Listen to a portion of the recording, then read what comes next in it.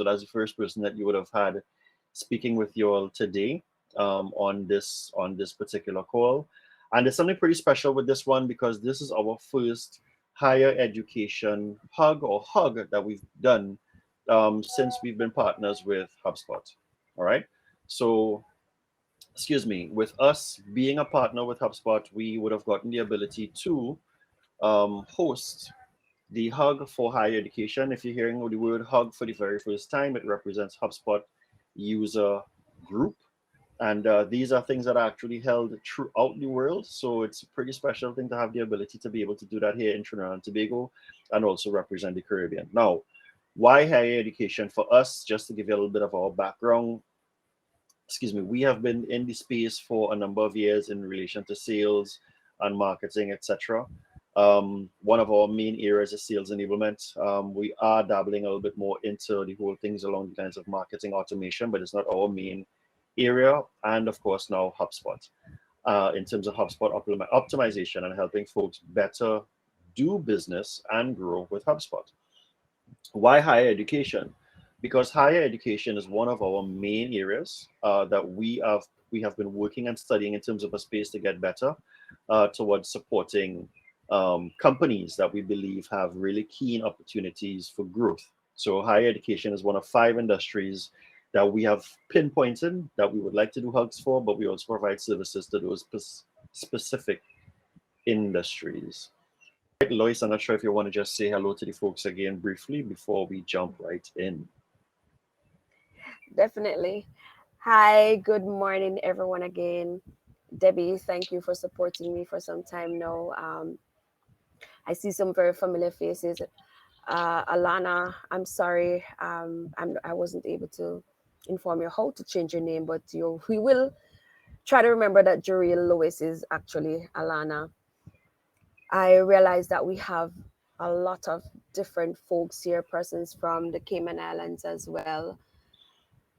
And I want to each and every one of you guys. Sital is here.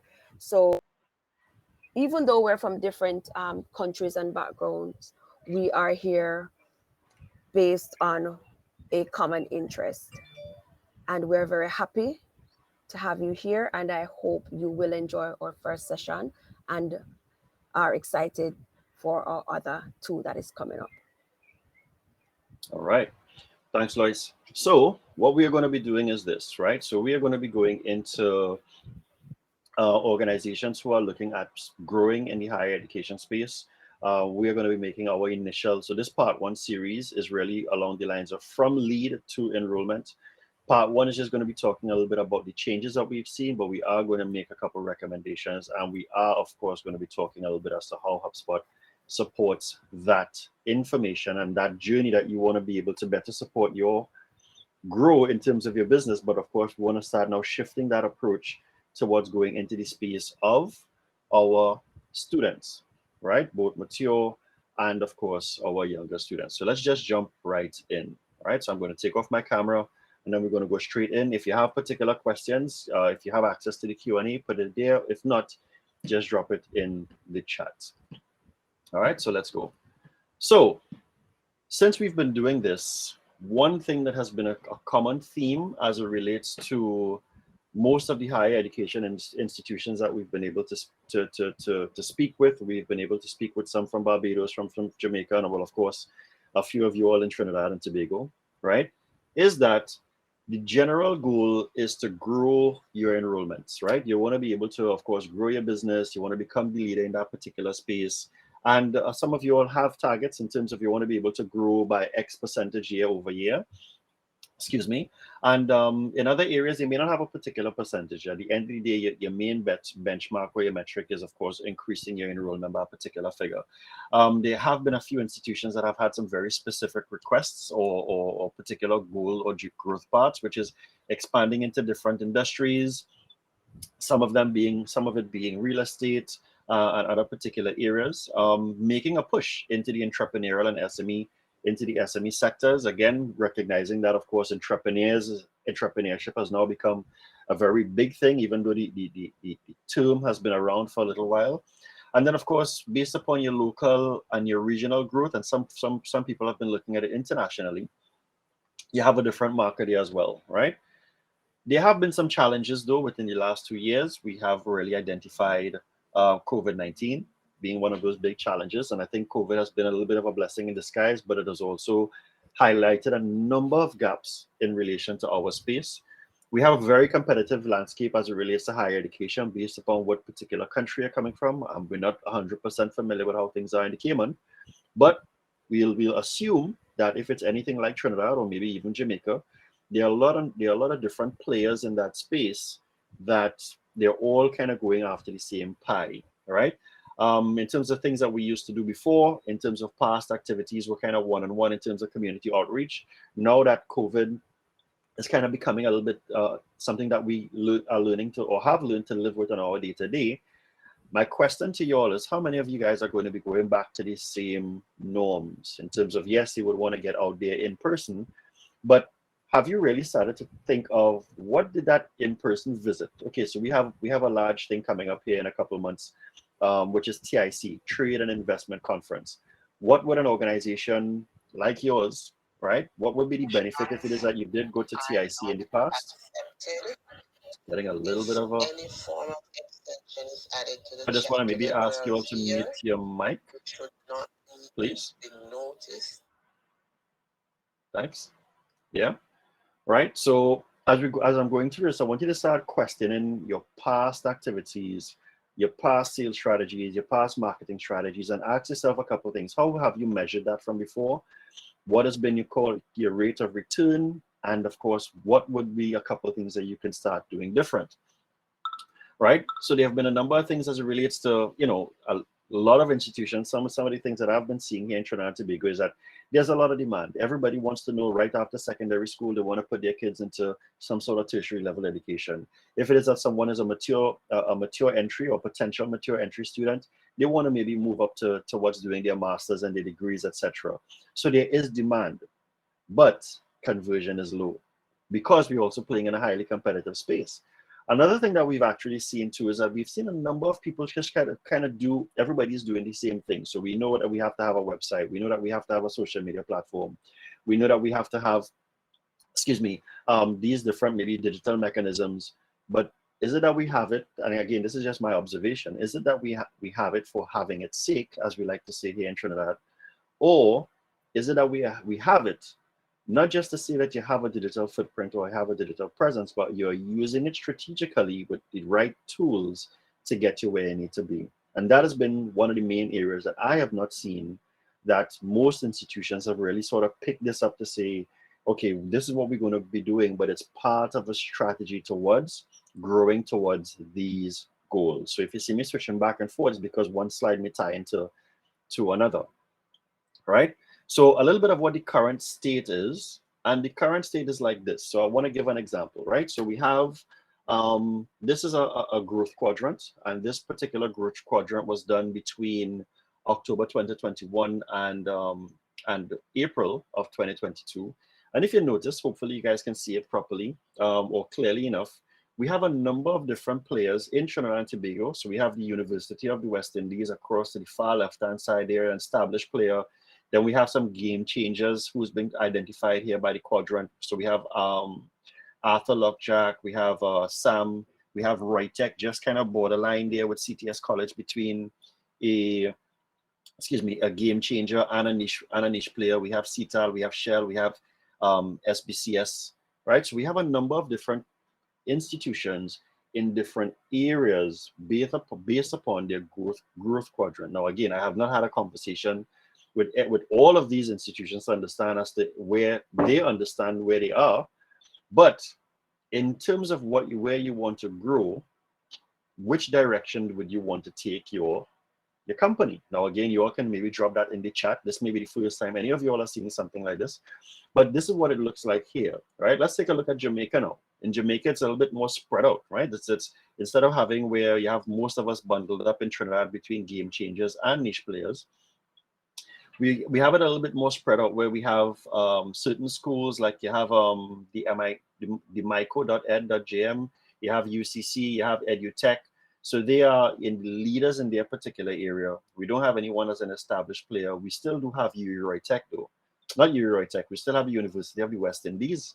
That's still here. And that's borderline, if you look at the far right-hand side, between a leader and an established player. All right.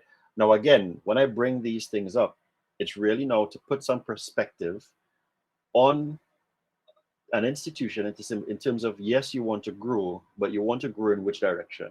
And then how do you actually want to go about doing that? Because a lot of the work that was done from before was very hardcore sales type work, right? A lot of the marketing was done before was maybe not so much so strategic marketing, but a lot of advertising, right?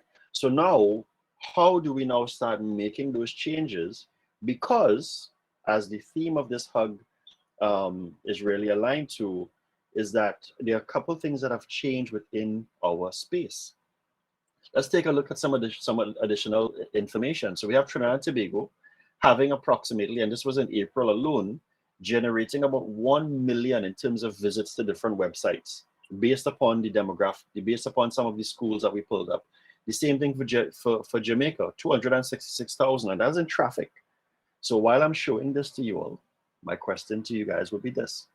How much of that 1 million within Trinidad and Tobago, or 266,000 in Jamaica for the month of April, did you actually receive? Like, what percentage do you think that you would have received within that time? And then within that percentage in terms of visits, because again, remember, we're looking at the pie is kind of spread out, right? So we have Trinidad and Tobago and all these different players.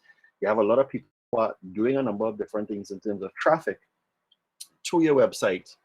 But what percentage of this in terms of visits did you receive? And also, what percentage of this did this convert to you as leads? Now, there's a reason why I'm actually saying this, and I'm going to touch on it, go into it a little bit more, right? Here's another example, right? So if I had to use an example, and this was something that I did with an institution in 2021, last year, at that particular time, the entire market generated 2.4 million in terms of traffic. And the institution got 11.37%. That to them means that they got a 284,000 in terms of traffic. Look, they're right there in the middle, as I have them highlighted in the red. Yeah. So they are right there in the middle, and they would have gotten 284,000 in terms of traffic. But traffic does not mean leads. So yes, people come into your website, wherever it is that you're doing that from, because it could be organic, it could be direct, it could be coming through social media, it could be running ad campaigns. But this hasn't converted into anything. Now, they had particular goals and aspirations, and they wanted to grow. So if we had that same institution wanting to grow by 5%, it means that they want to add 124,000 in terms of traffic onto what they already have, being 284, to give them 409.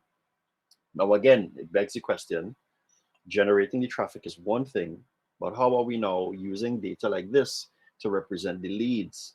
Right? So what is our converting strategy? Because one of the main things that I've actually seen in institutions, in the industries, again, is like sort of everybody's doing the same thing. And some of us are not doing enough to really stand out. The name has a presence. So people can identify schools by particular names. But at the same time, some people are shopping around. So if you were to ask someone, which school do you want to go to, right? Or which institution are you thinking of? They may give you a name, but we don't know as an institution what would have influenced that. Was it past history? Is it that they had a family member? We don't know. Is it that there's friends in the office? Or is it that a parent is saying, well, you know what, I am familiar with X institution, so that's the school that you're going to go to. It may not be the best school for the child, but again, how are we now positioning ourselves to be able to do that? And this is my preamble to start letting schools know, because even though we're talking here a little bit about HubSpot as well later on, HubSpot ties into our strategy, and we must understand exactly what our strategy is in the beginning, right? Well, what most schools do is that there's a lot of branded traffic as opposed to non-branded traffic. Now, if you were to ask, well, what is branded versus non-branded? It means that everything that is put out there with the tag of a name. So we're always pushing the institution. We're always pushing a CTAL or SBCS or the school in St. Lucia. So everything has our name that's attached to it, right? But really and truly, non-branded traffic is really sometimes what the people are actually looking for. So the traffic that we may get which is only 8% is in this example, came from not people just saying, well, let me see what X school, um, let me see what X school is going to give me, or let's see what X school is doing as a um, in terms of their programs, but how can this particular school help me solve my problems? All right.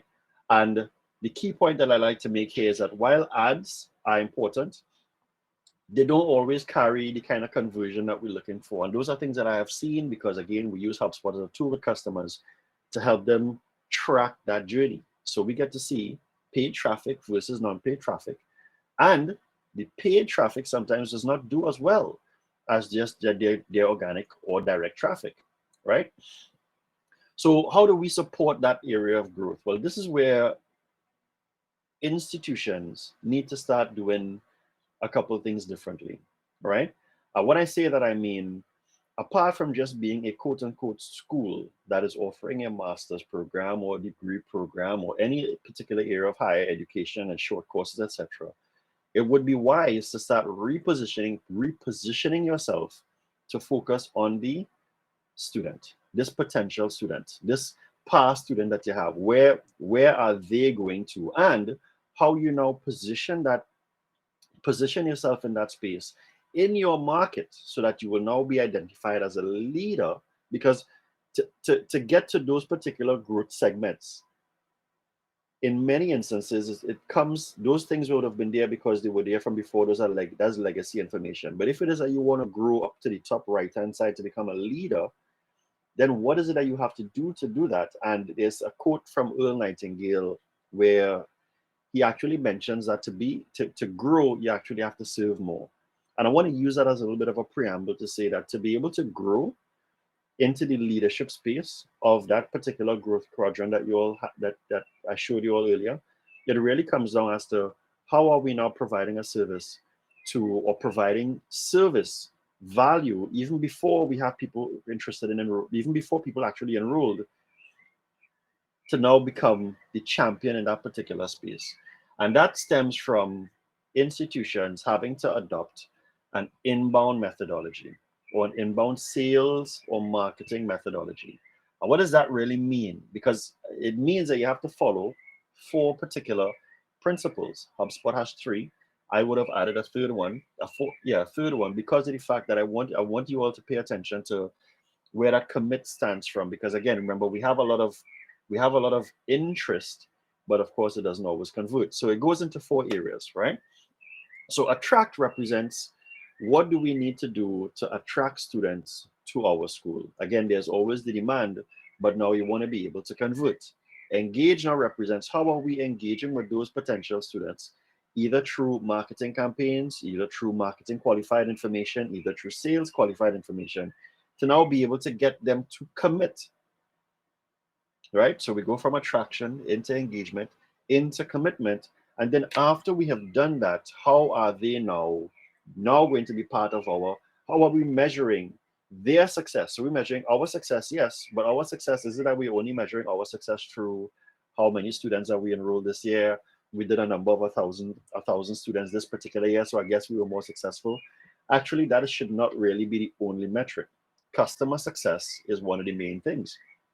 So customer success, in terms of your student success, really has to come from how do we now get our alumni to be our advocates? How do we now understand if it is that this person is actually on the trajectory, on the journey? They did do a degree or a master's with us that they are getting value from. Because I can tell you, especially in this landscape, I have a close friend of mine who has said to me on a couple of occasions, she feels as though she wasted $90,000 or whatever the figure was doing her master's. And I ask her why. She says, because it's not converting for me. She has not been able to get the job that she's been looking for. Yeah. So again, that is a real scenario of someone who went through the process of being with a school, but it has not given them the level of success that they're looking for. Now, it may not be the school's responsibility to get her that job, but how has she been conditioned in terms of her expectations post um, graduating with her masters, or giving her the guidance as to where she should start looking what does that journey look like? Because when I did ask her, so if have you received any other follow-up communication, just kind of offboarding you. So you're moving from the school now back into the real world, that kind of thing. She's like, no, I mean, we got the thing, we did the graduation, everyone was cool, but nothing else happened after that. So when you're looking at an inbound methodology, you're looking at it from start to finish in terms of how you bring those leads in. How do you start attracting them? How do you now get them to actually now start engaging with you more, becoming advocates even before they actually become a lead? And then from there, how do we engage with them the right way now to get them to commit, whether it's a parent, a guardian, whoever it is, whether we get that individual now to commit, and now have we taken them all the way down to student success and the student experience? Because again, based upon the experience, the same young lady who said that she didn't believe that her thing converted, she believes in the institution though. So she will tell people, hey, the experience I had at X institution, I would always recommend. I just don't feel as though my master's or my degree has gotten me X, right? So this, ladies and gentlemen, is the first thing I want to introduce you to, which is called a student enrollment journey. And initially, just now when I was talking about changing the way that we position ourselves as an institution, we should reposition ourselves from being, hey, I am Roytech, or I am SBCS, or I'm CTS College, or I am this one and that one, but really positioning it now towards the aspirations of the individuals.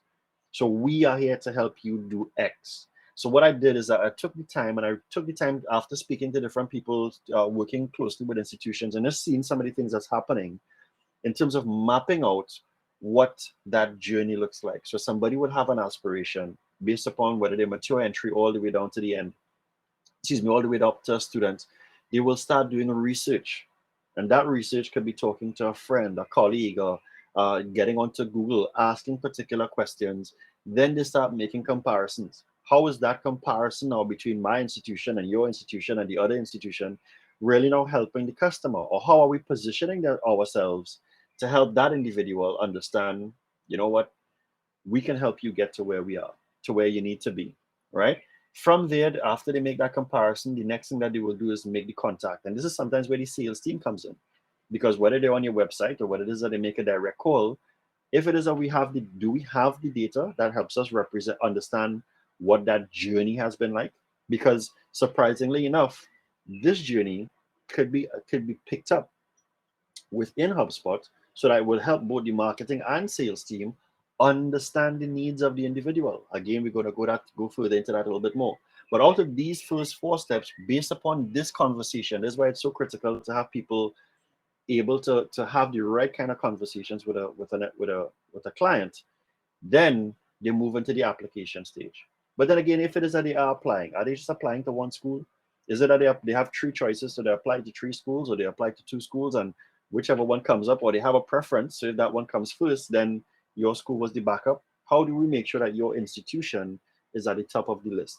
And by using the student enrollment journey, it actually helps you work within a specific framework towards answering the right questions. Because I just want to ask this particular question. Let me put on my camera quickly, right? And anybody, I want to leave this open to anybody to put into your comments. Question: How many of your particular leads will Google your institution? What do you think that they're actually Googling? Are they Googling the name of your school, or are they Googling how to do this? What is this? What does this entail? How to apply? What do you think that they're actually Googling? Put your comments in the chat. What are they asking for?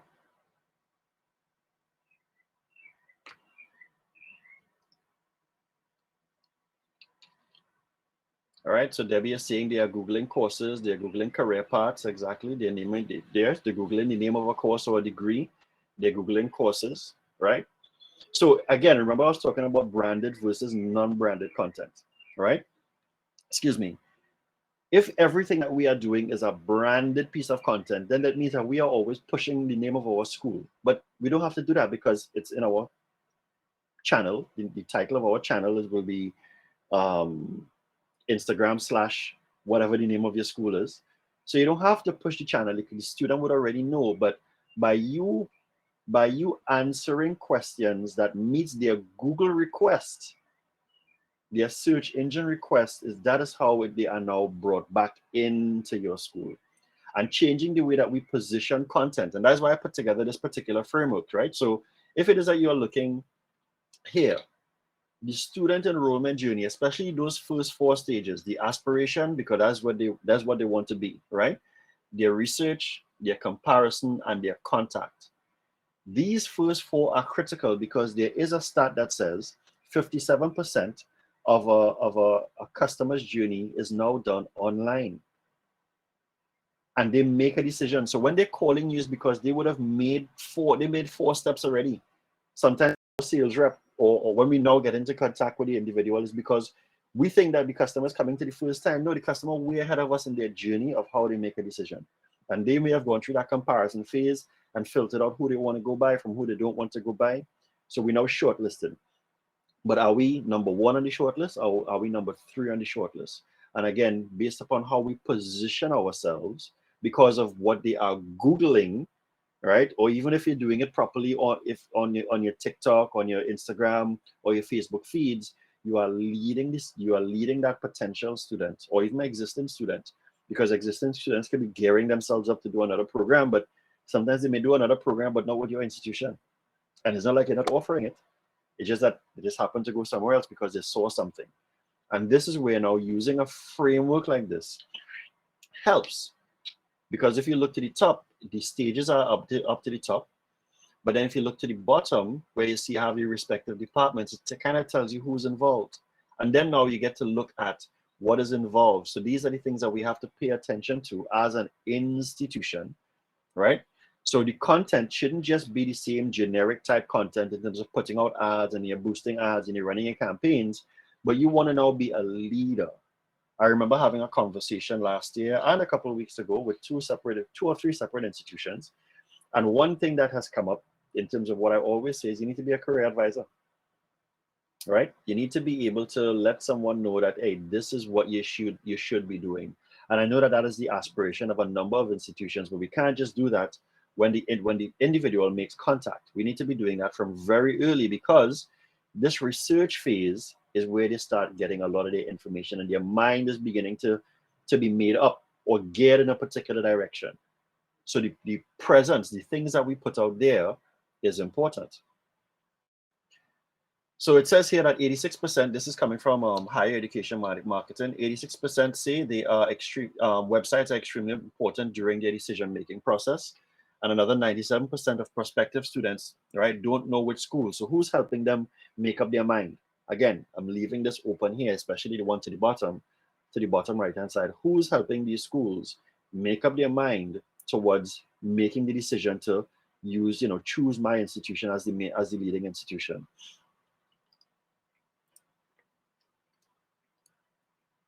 Right? So here's an example. Here's an example of a young man by the name of Nathaniel, right? And Nathaniel has his goals, right? Nathaniel is 16 years of age.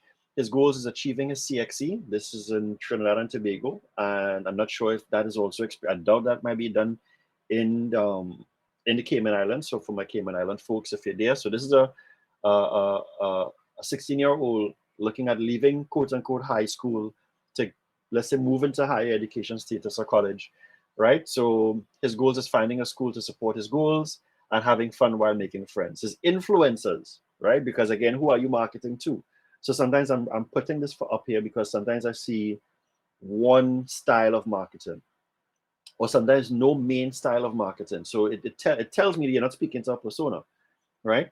So your influencers here, all right, Nathaniel's influencers are his parents and his family members, because guess what? The parents might be fitting the dime to send the child to the school, right? Former classmates, hey, what school are you going to? Or, if someone attended a school that's maybe his neighbor, hey, did you go to Roy Tech? Did you go to SBCS? Did you go to this school in Jamaica? How was it? Because they start doing that research pretty early, right?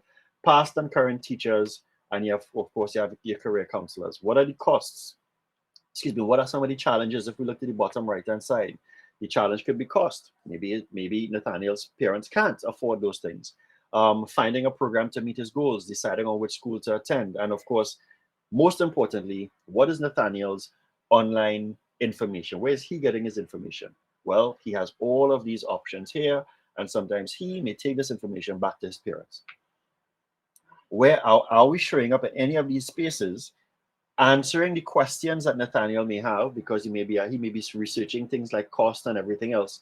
So how are we answering Nathaniel's questions or attracting Nathaniel based upon the content that we have towards converting him or getting him to at least have a conversation? Again, I'm putting this out here because the way that I see some of us trying to sell, and I will say that from a sales perspective, through our marketing is not always aligned. You could tell that you're not trying to speak to any persona. You're just putting stuff out there because you don't want to get steal in terms of presence. But we have to change that. We have to put stuff out there that speaks to an individual, right? So here's an example of, this is not Nathaniel, but here's an example of now how HubSpot, if you are using content the right way, supports that. Because if you look to the bottom right-hand side, remember that this person may have been doing some research online, right? If we look to the bottom left-hand side, the first thing that you will see is that you will see this particular individual. He has done 5 visits and he has gotten onto 46 pages. And from here, what he would have done, where did he come from? He came from an online search, right? So from an online search, he was able to find the institution, fill out some information, and his journey started from there. What did he do? What's important is that one of the things that HubSpot helps you do, but again, this really comes from your marketing. One of the things that HubSpot helps you do, HubSpot helps you identify what that journey looks like. So that when the time comes for your student, for your admissions team or your sales team to have the conversation with the individual, you're not speaking to that individual blindly, because HubSpot now captures information that's related to their journey. If this person actually came from an ad, it would have shown up that they came from an ad campaign because we would have tagged the campaign and HubSpot would have pulled that information in. Here's another one. This is not in the space of higher education, but I did it because I felt it was a ridiculous thing to show, right? Here's someone who took 2 visits on your website or on a customer's website, but they went on to 139 pages. Now, what kind of conversation would you have if you know that a customer spent a lot of time visiting 139 pages on your website? Anybody, you all can put out, drop your comments in the comment section. But what does that look like for you all? Because again, what we know is that Google Analytics gives us, excuse me, we know that Google Analytics gives us our website traffic. Yeah, cool. But Google Analytics does not feed into your CRM the way that this does and really help you to manage the customer journey. Now, how is it that we were able to get this? Is because, excuse me, we put certain things together to now generate a lead. Because again, having the information is one thing, but now building enough trust where the customer is now willing to leave information behind. All right. And by them doing that, in this instance, I think it was a cart. They filled out a form and they went straight into a cart. They now had a better appreciation as to the sales team, now had a better appreciation as to how they want to have that conversation with the individual. So it really was not a hard sell.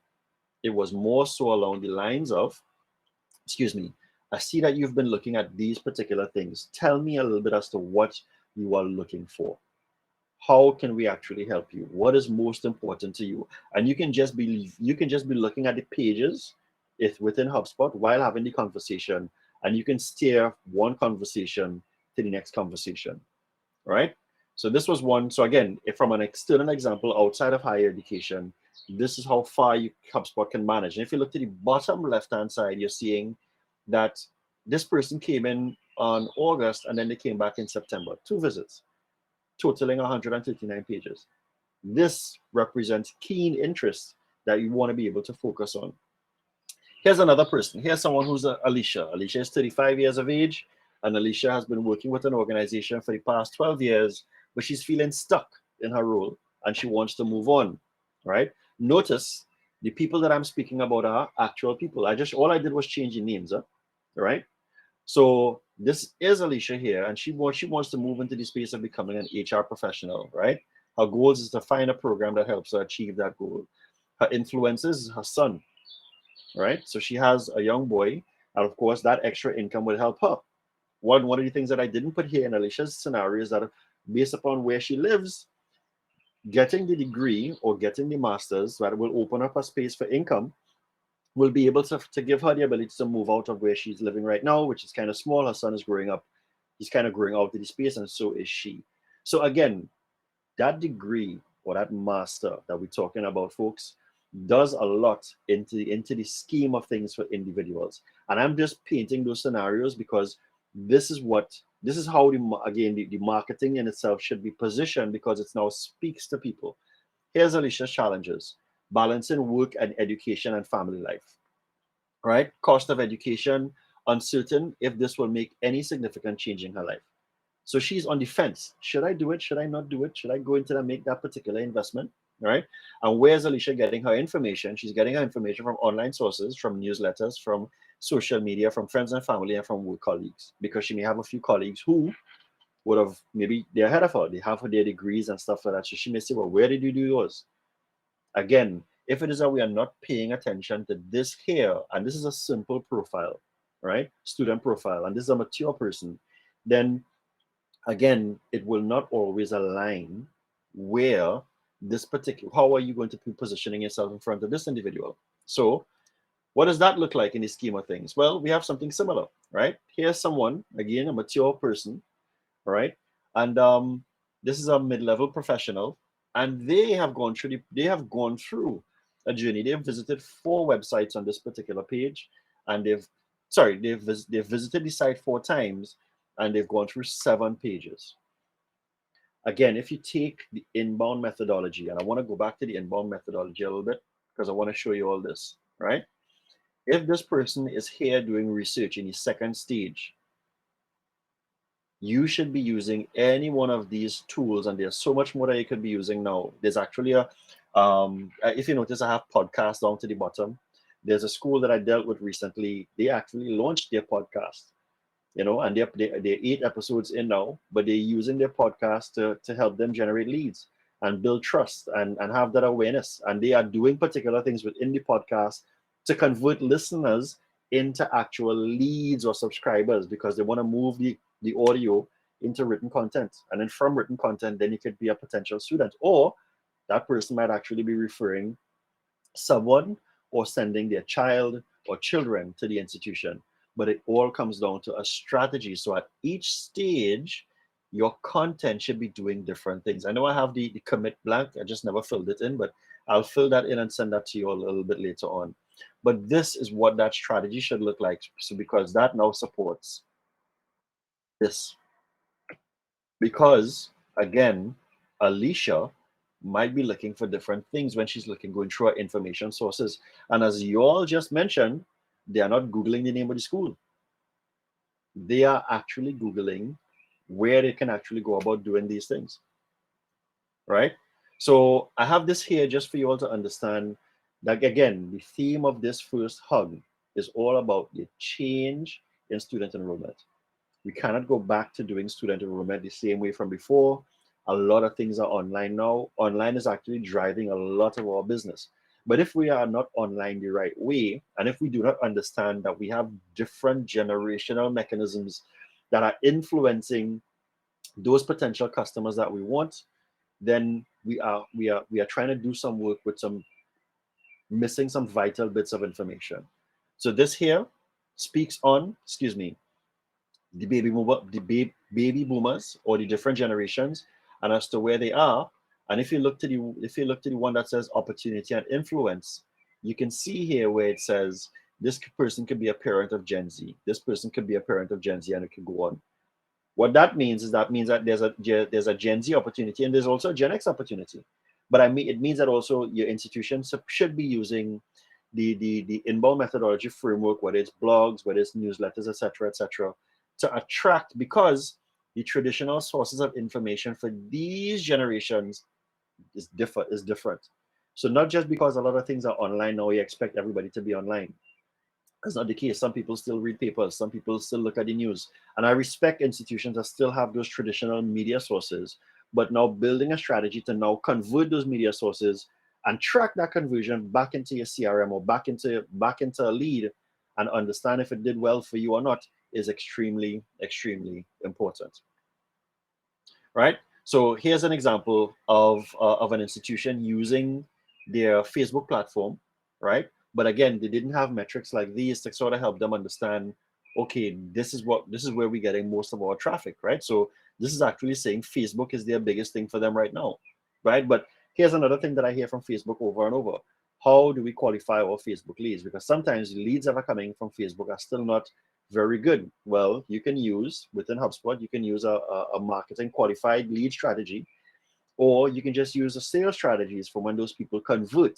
So you have to get them from the attraction into now your leads, and then now how are you now going to use marketing to qualify them in or even out of your pipeline. This is just another example here of same institution, but they wanted to have a reach out to the states. So we were just showing them as to where are you getting most of your traffic from, especially if your demographic is outside of the US, right? Here's another example here of if you are marketing strategically to the right people, even if you're using your social media platforms, how can you generate leads of different demographics? So before, I did the example of Alicia, I did the example of Nathaniel. Both people are different ages. Here's another example of leads actually coming into a CRM based upon how do we know, and this is within, of course, within HubSpot, based upon the information that they're actually putting out there. So they would have been able to get someone who's at the CEO level because they did ask. The goal was you need to ask people, excuse me, what you need to ask people for their job titles. So at least you'll know who you're dealing with. So you're getting someone at the CEO level converting, and this person came from LinkedIn, right? Whereas you now have a CSR. So these are two different groups, right? So a CSR might be looking at now doing their degree, whereas the CEO might be now looking at doing his or her master's. But again, you are using your social media platforms.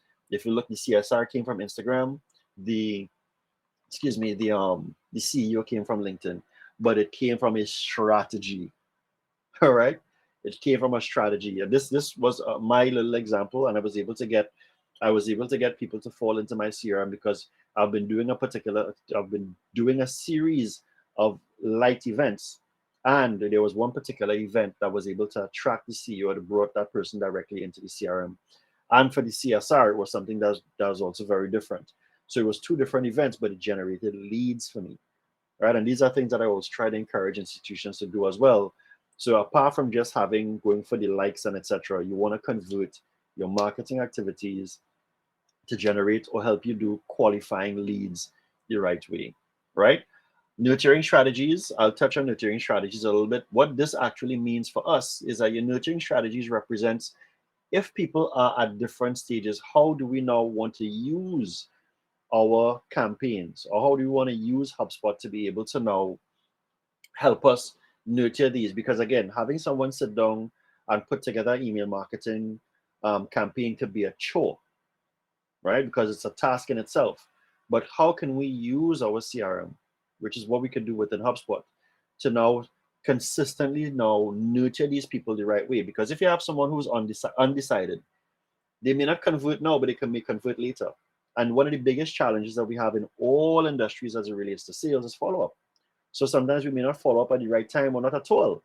Or if it is that we do decide to follow up beyond the time that it was stipulated between the customer and us, you tend to find the customer may have already made a decision and gone elsewhere, right? So again, when we're talking about the student enrollment journey, when we're talking about the changes that are actually happening, I'm speaking of some of the things that as an institution we need to be cognizant of so that we can also now start changing the things that we're doing. So notice if the person is undecided, what is your nurturing approach? Well, you can use blogs. So you can nurture them with particular blogs and drip campaigns and stuff like that. You can invite them to webinars a month from now, 2 months from now, or you can do one-on-one video sessions. Again, it all comes down to what strategies do you want to have. And even if someone is unwilling, they said, listen, we're not interested in doing this thing at all, it does not mean that they may not still recommend you. So what is your strategy, even if someone tells you no? Again, it should not just be a short-lived sort of strategy just to say you're bringing leads in, because what you're going to find is that you're bringing a lot of leads in and your leads to conversion ratios are going to be extremely low, right? Because we may not be answering the right questions, we may not be consistently feeding people with the right kind of information. So before, when I asked you all, excuse me, before when I asked you guys the question of what do you think people are looking for? So this was one institution that has construction site management and fitness management as one of their programs that they offer, right?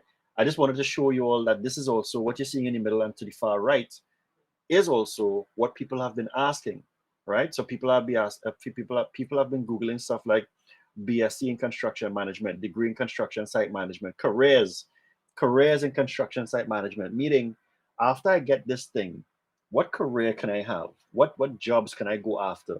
Which is a very important, very important thing, and it should be done through your blogs. Your blogs, even if you're doing live video and stuff like that, feed that back into a blog because people do read a lot. All right. And look at the most important one. How much do construction site managers make? Income. Because again, if we go back to the student enrollment journey, the goal isn't just to get the degree by this institution, but the goal is to have a particular lifestyle. And as an institution, you're supposed to be speaking to that at the different stages of the journey. Here's another one. This other one here is just me going deeper into the whole fitness management, right? People are asking questions like, what is fitness? What is fitness management? What is health and fitness management? So again, if you don't have content that speaks to those things, if the only things that are on your site are your programs, and you don't have blogs to support your programs, or you don't have videos to support your programs, or you are not doing web campaigns or social media activity to push back to your website so people can get more information, then you're sort of shortchanging yourself and your institution, because we will be living on brand name, right? And yeah, we're putting out ads, but yeah, the ads aren't really answering the right questions, right? If you look again to the far right, how much does fitness management cost, right? How much do fitness managers make? Those things should be blogs.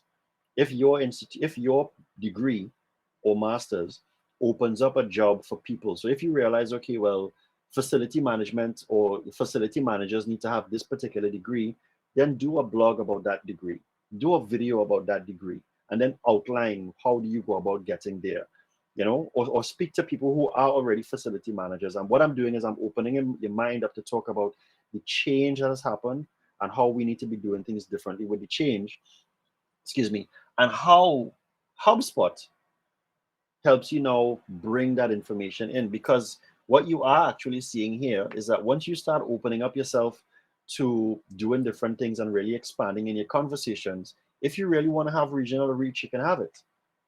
But your regional reach has to come from a strategy. So this is HubSpot now tracking people and telling this particular institution, these are the schools or the institutions that have visited your website that you may want to take some action with, right? Because we are using the HubSpot prospect tool. So we have Unit Trust down to the bottom. That's an investment banking company. We have Family Court. We have Toyota, which is an automotive dealership.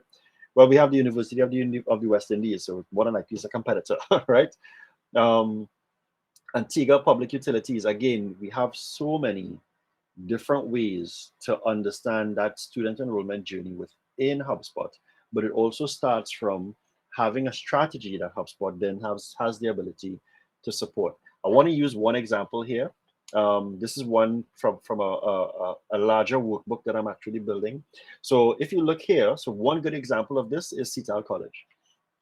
Seattle College, they have, and this was taken a little while back, right? So the screenshot was taken a little while back. So they actually have a blog that talks about what does an MBA in petroleum management entail. And that at the time that I took this had 477 likes or views, etc. But again, this was well done because it's an MBA speaking of a specific thing for an individual who wants to go into a specific field. It wasn't just about, hey, where's Seattle College? And if you look down to the bottom, 4 resources or 4 reasons to consider an online MBA course in general business. Again, even though the views weren't good, this is an example as to when your content should be speaking to the individuals, or you're speaking about what the individuals will be receiving. And that is along the lines of your value proposition campaign. All right. So when you're positioning yourself from a value standpoint, this is an example as to how you should go about doing it, because written content is still very important. Oh, I don't have UCC Jamaica here. The example I wanted to share with you with UCC Jamaica that I didn't include in the screenshot was this. UCC Jamaica, they actually, that is the institution that actually started the podcast recently.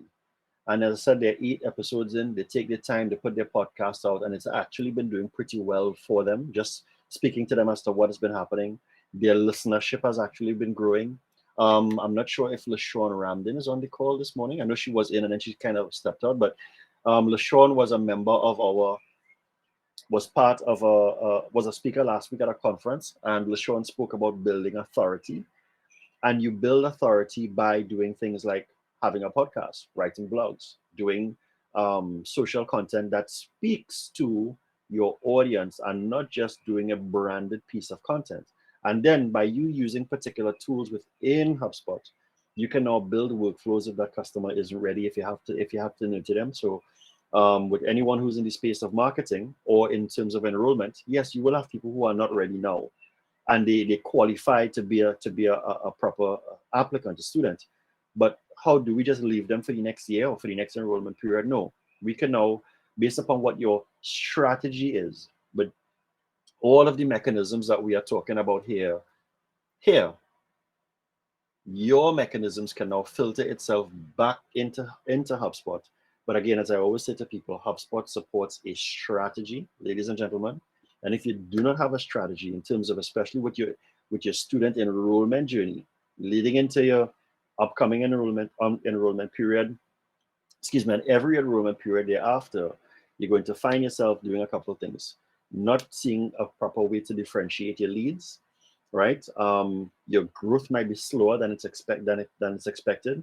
You may tend to find yourself doing a little bit more work than necessary, especially now that everybody is now coming back out and we quote unquote getting back into the normal.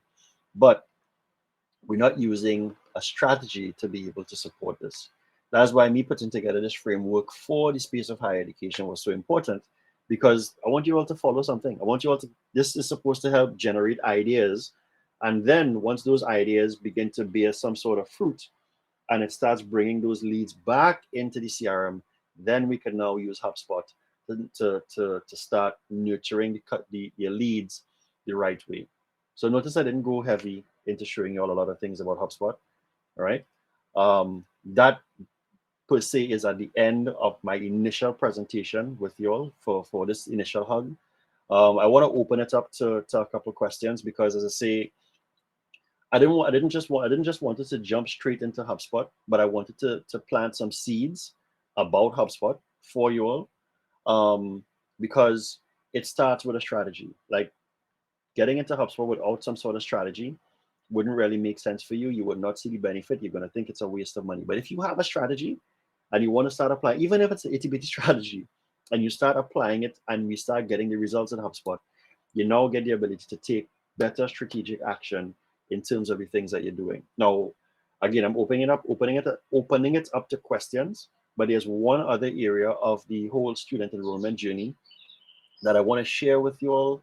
So just allow me to see it. Just allow me to pull it up while you guys have your questions. Just want to make sure. I also want to make sure you all can hear. So I'm going to run the video. Please tell me if you are hearing properly. So one last part of your student enrollment journey, and this is because one or two institutions I've heard you all speak about an LMS, which is your learning management system. So the pretty cool thing is that HubSpot will be able to connect to different versions of different LMSs. But I wanted to show you all this as to what does that look like and how with any CRM you can offer a proper experience from all the way begin to when this person is a lead all the way down to tracking how this person is progressing in their courses, right? So I'm going to run this for you all. This is NotPass for HubSpot, excuse me, as a platform. Just kind of let me know if you're hearing it. Hi there. My name is Sam. Thanks for stopping by to learn more about. Did you all hear the audio or before? Yes, I'm hearing it. Okay, good. So I just want to start it over. It may be a little bit choppy, but Hi there. My name is Sam. Thanks for stopping by to learn more about NorthPass for HubSpot. NorthPass is a learning management system, or LMS as the cool kids say. We help forward-thinking companies like yours train their customers. We give you a flexible platform so you have the freedom to create, manage, and scale learning programs exactly the way you want. While NorthPass is a powerful platform alone, when you connect it with your HubSpot CRM, you get real measurable impact. That's where NorthPass for HubSpot comes in. Let me show you how it works. Here we have an academy built on NorthPass, so prospects and customers can educate themselves and discover content at their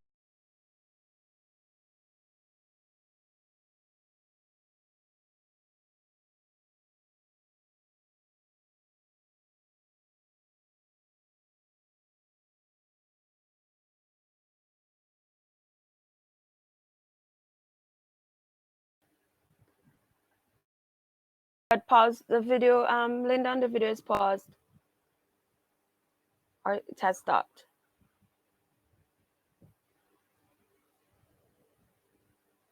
I'm not hearing you, Lyndon. My apologies. What did you say, Lois? Okay, I wasn't hearing. I wasn't sure if you were talking. No, I wasn't. Sorry. Oh. centralizes learning activity data within HubSpot so your company can track learner progress and results on your contact records alongside all of your other relevant customer data, like sales revenue, support ticket submissions, and so on. Let's pretend I'm your customer. Here's my contact record.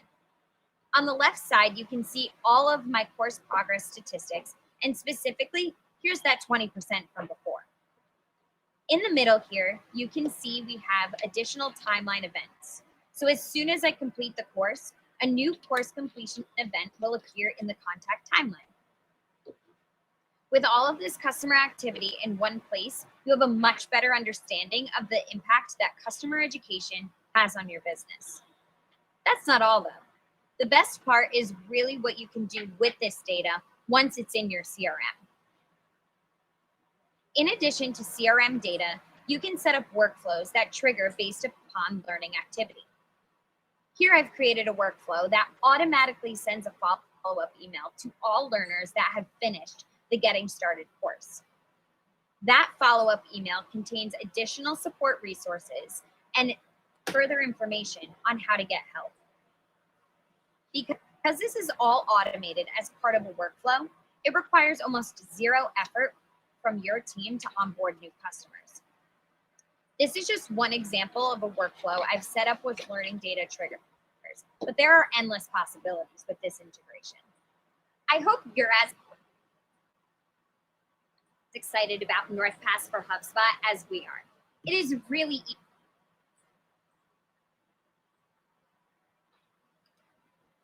All right, I'm going to pause. I'm going to stop her there because I think we would have gotten the gist of.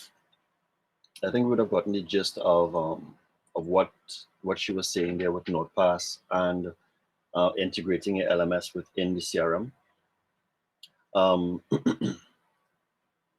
Ladies and gentlemen, I would like to say thank you again for your time. We've reached the end of our first hug. I'm not sure if you all have any questions. I don't recall seeing anything coming up in the Q&A, no DMs either. But No. if you all just want to share with me in terms of the information, if there is anything that would have raised a question for you all, was the information valuable enough to spend an hour with me or an hour with us so far? What is your feedback today?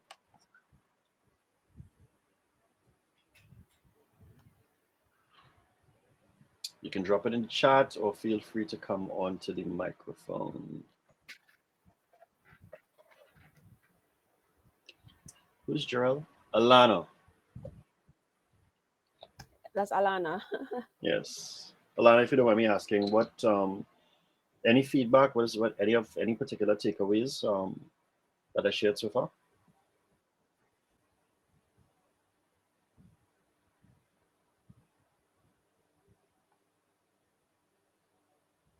All right.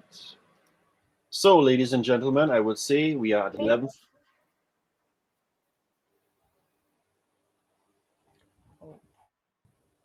Okay, so we have Okay. Alicia, and Sherlon. Okay, thank you, thank you. So we have Aliza. Aliza said the information on the importance of using blogs and podcasts was Stephanie. great. So We have not Stephanie been says doing any of that. question for Alicia says the information on the importance of using blogs and podcasts was great for her. We have not been doing any of that in our marketing strategy. Thanks. Yeah, Sherlyn says, thank you so much for sharing with us. I really learned a lot. Stephanie says, no questions for me, but really appreciate the insights. Debbie says, so great. much insights. Looking forward to part two. Thank you both so much. Oh, as she mentioned that, just let me share with you all. So, excuse me. So, thank you again for the time. The second part of this is going to be again. So, first and foremost, thanks for being part of this first hug. I say for us, it's something special because it's the first hug in the Special. Caribbean. We didn't have one. We did not have one before. But our goal is to kind of bring HubSpot to the table a lot more, especially for the English-speaking Caribbean. As it relates to our next event, hold on, just let me pull it up here. On the 23rd of August. It is going to be, yeah, so it's going to be the 23rd of August. I will be sending you all I'll be sending you all a graphic with some information on it. And it's going to be once every 2 months that we're going to be hosting the hug. But again, thanks for your time. We do appreciate you spending that time with us. Any questions that you have, feel free to reach out to us about the enrollment journey, about the framework, and about HubSpot. We are here to Definitely. support you.